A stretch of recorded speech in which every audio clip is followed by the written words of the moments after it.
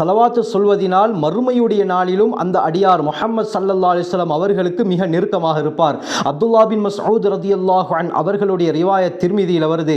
ஸல்லல்லாஹு அலைஹி வஸல்லம் சொன்னார்கள், அவுலன் நாஸி பி யௌமல் கியாமா அக்ஸருஹும் அலைய ஸலாத்தன், மறுமையுடைய நாளிலே எனக்கு மிகவும் நெருக்கமாக இருப்பவர் என் மீது அதிகம் ஸலவாத்து சொன்னவர் என்று ஸல்லல்லாஹு அலைஹி வஸல்லம் சொல்லியிருக்கிறார்கள். இன்னொரு ஆச்சரியமான ஸலவாத் இருக்கிறது. இந்த ஸலவாத்தை யார் கூறுகிறாரோ அவரின் மீது மறுமை நாளிலே ஸல்லல்லாஹு அலைஹி வஸல்லம் அவர்களுடைய ஷஃபாஅத் கட்டாயமாகி விட்டது என்று நபி அவர்கள் சொன்னார்கள். தபரானி பஸாரிலே வரக்கூடிய ரிவாயத் ருவைஃபி பின் சாபித் ரலியல்லாஹு அன்ஹு அறிவிக்கிறாங்க, ஸல்லல்லாஹு அலைஹி வஸல்லம் சொன்னார்கள், மன் ஸல்லா அலா முஹம்மதின், முஹம்மது ஸல்லல்லாஹு அலைஹி வஸல்லம் அவர்களின் மீது யார் அல்லாஹும்ம அன்ஸில்ஹுல் மக்அதல் முகர்ரப இந்தக யௌமல் கியாமா என்ற இந்த ஸலவாத்தை கூறுகிறார்களோ, வஜபத் லஹு ஷஃபாஅத்தி, என்னுடைய ஷஃபாஅத் என்னுடைய பரிந்துரை அவரின் மீது கட்டாயமாகிவிட்டது என்று ஸல்லல்லாஹு அலைஹி வஸல்லம் சொன்னார்கள்.